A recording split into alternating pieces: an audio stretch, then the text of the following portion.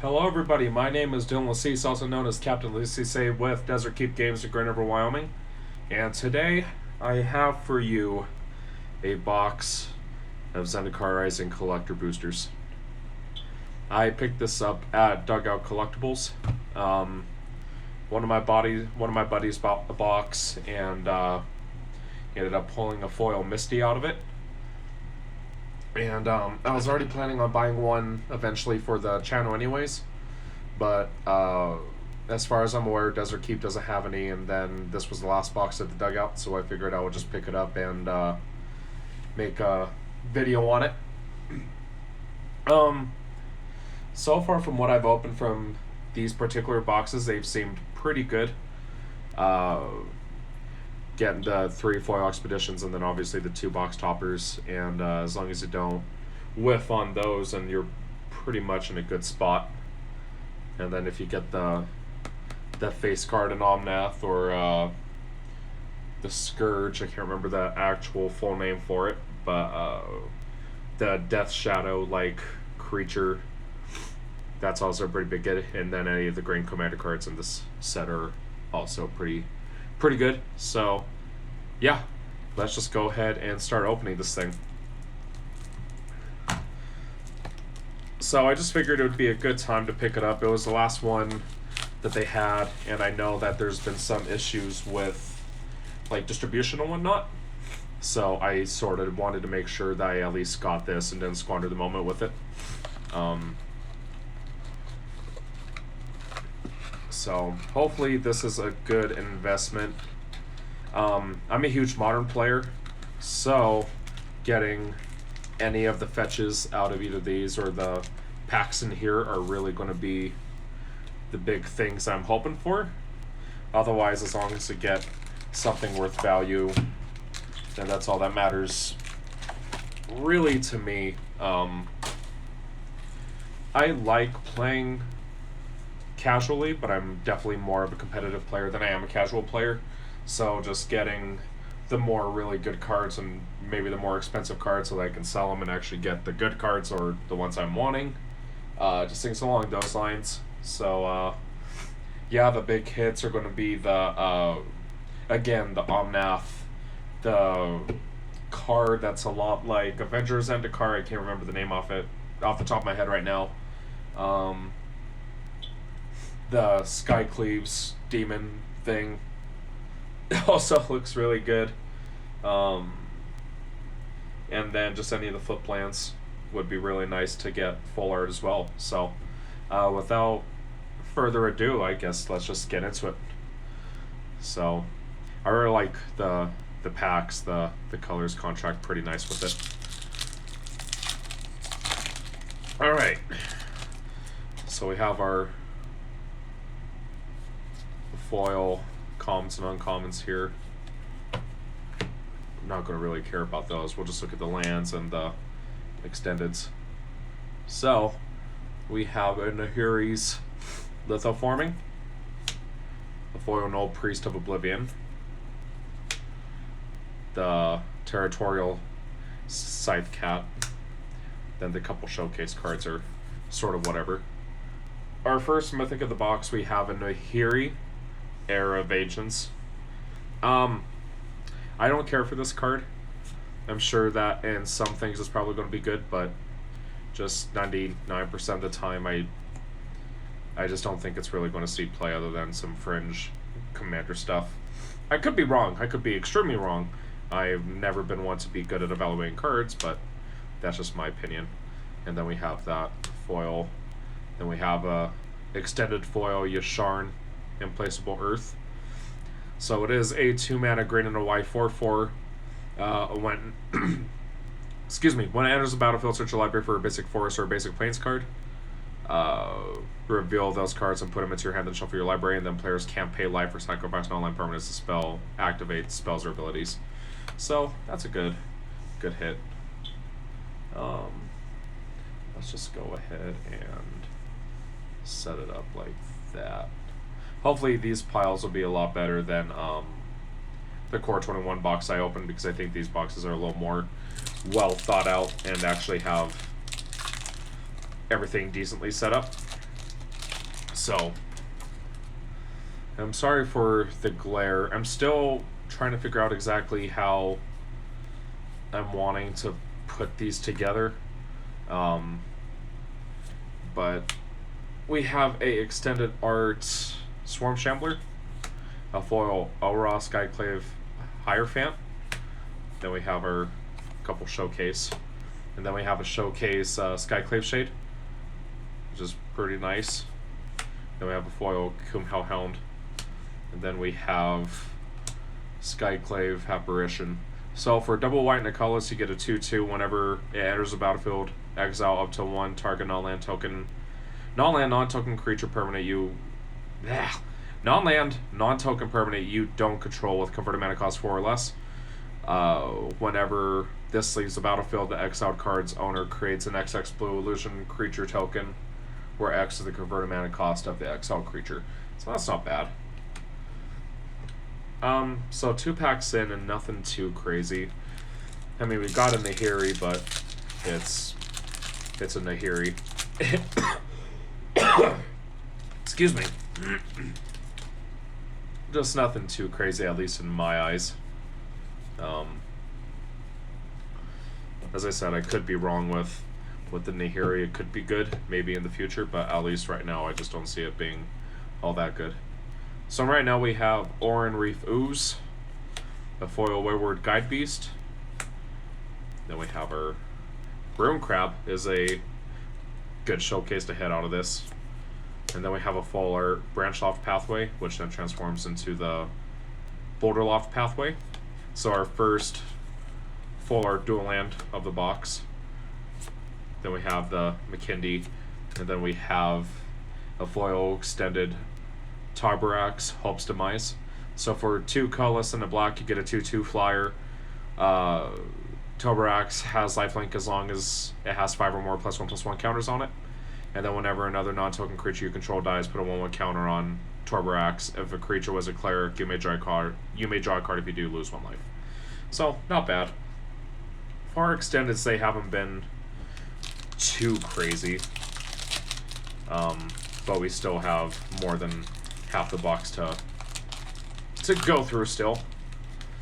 So hopefully we can start getting some big hits relatively here soon. So I have the 4 Forest. And then for our extended we have a Confounded Conundrum. And for our foil rare we have a Soul Shatter. And then we have our 2 showcase.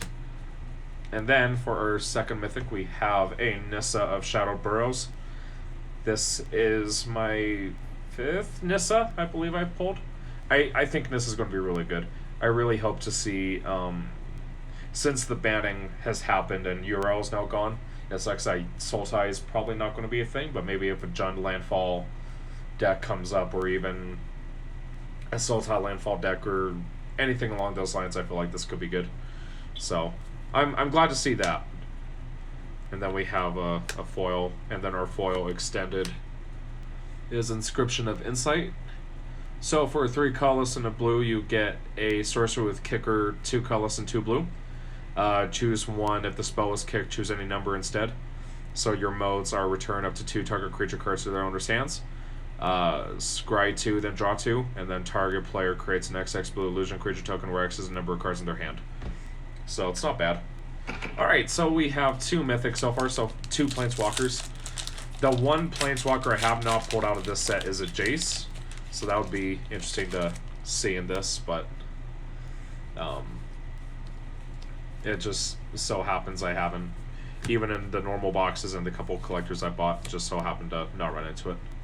So for our first extended we have Cherix the Raging Isle. Whoa! Then for our foil rare we have a Crag Crown Pathway, which then flips into Temper Crown Pathway. And then we have our showcase. And then we have a Scoot Swarm. So this is causing a lot of problems on Arena right now with the whole creating a copy of itself and then morphing onto it and whatnot. Makes it a little crazy. And then we have a foil, and then we have our foil extended in Master of Winds. So for 2 colorless and 2 blue, you get a 1/4 flyer.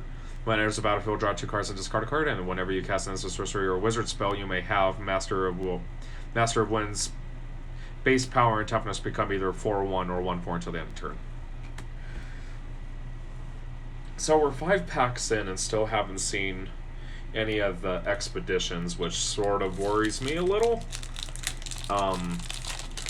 After this, we'll be halfway through the box, and I'm sure we'll run into them more, but just not seeing any yet is a little concerning.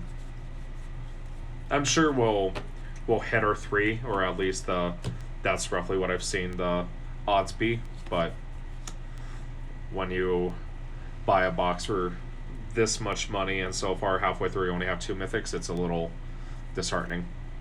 So for our extended, we have a coveted prize, our 4 rares Illuminarch Aspirant. Then we have our 2 showcase, and then we have ourselves a Lotus Cobra. The card that I thought was going to get banned, but didn't. So now it's cool to see it.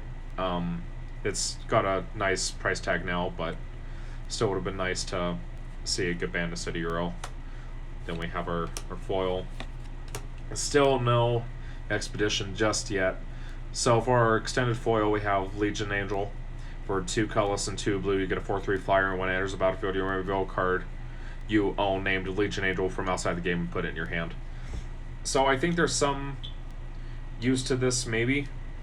It's one of those things where it's just a guessing game on how many you want to run this side and still run in the main just to make it viable. Because you don't want to just run 1 in the main because you'll never see it, but you don't want to run 3 in the main because then why waste the last sideboard slot for that 1 card? But it remains to be seen. There's a lot of smart people out there. I'm sure that it'll get busted one way or another. So our first extended, we have Magmatic Chandler. And then for our foil, we got ourselves a Lithoform Engine. One of the best cards in the set. For 4 colorless, you get a 3-mode artifact, basically. So you can either pay 2 and tap it to copy target activated or triggered ability you control, and you get to choose new targets for it.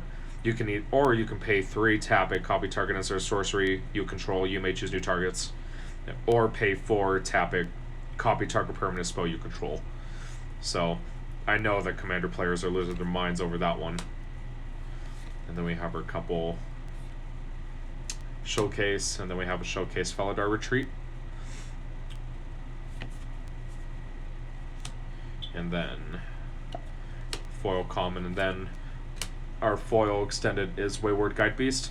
So for 1 mana, you get a 2/2 trample haste. Whenever Wayward Guide Beast deals combat damage to a player, return a land you control to its owner's hand. So it seems like it can be okay. It's just the early game, it's a little tough on your mana base if you're willing to pay the 1, get 2 points of damage in, but then you're down to 0 land or 1 land, depending on how early you play it. It'll just remain to be seen if it's something that Mono Red is going to eventually want to have. Alright, so for first extended, we have Hagra Mauling, and then our foil is Glasspool Mimic. And then we have our 2 commons, and then we have our showcase Kazandu Mammoth. Then we have our foil. And then we got ourselves a foil Windswept Teeth. Finally, one of our first expeditions. And it is a fetch land that I don't currently have yet.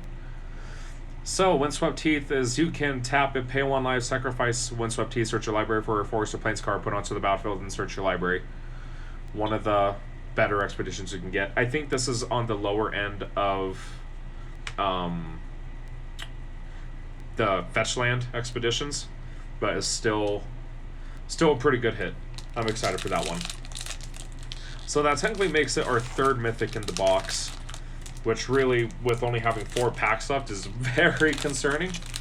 Well, I guess we did get the never mind, we did get the engine. I didn't keep that up top for some reason. But so we've hit 4, which is not bad at all. Just sort of hope that the back end of this box is pretty loaded. Alright, so there we go. Our first extended is a Leyline Tyrant. So for 2 red and 2 colorless, you get a 4/4 flyer. You don't lose unspent red mana as steps and phases end. When Leyline Tyrant dies, you may pay any amount of red mana. When you do, it deals that much damage to any target. So that's a really good card. It will be interesting to see if big red decks will want to run it, but I enjoy it a lot. Then for our forward, we have a Legion Angel, and then we have our 2 showcase, another Skyclave Shade, or foil, and then a extended art Valakut Awakening. So you can pay 2 colorless and a red, put any number of cards from your hand on the bottom of your library, and then draw that many cards +1, or it will get turned into a land. So, not bad. We now have 5 mythics, and hopefully within these last 3 packs we should be able to get 2 more expeditions, or this box can just be pushed down and only have the 2. But alright, so for our first extended, we have a Linvala Shield of Seagate. Stupid Crackplate Baloth as our foil. Then we have our 2 showcase, and then we have a rare showcase in Phylath. And then we have our foil showcase. And then a foil Misty Rainforest. Wow. So the main reason I ended up picking up this box is because my my buddy at the dugout, Corey, he bought himself a box and he got a foil Misty. And I've already got my playset of non-foil Misty Rainforests, but it's still... wow. It's still pretty awesome to get. So... well, now I'm glad that I picked this up. No need of fear of missing out or nothing. Alright, so 2 more packs, and we're at 6 mythics. And this pack opened really weird. There we go. So, we're lower than at least a couple of my boxes, but I can't complain with getting 2 fetch lands as our expedition so far. I really cannot complain. So for first extended, we have Grakmaw Skyclave Ravager, a foil Coveted Prize. Then we have our 2 showcase. And then we have a full art Crag Clown Pathway. So we pulled a foil one earlier, but now here's the full art one, which is pretty nice. Then we have our foil Spitfire. And then for our last expedition of the box, most likely we did get ourselves a Seachrome Coast. So I don't have this one yet. This is probably one of the lesser desirable ones.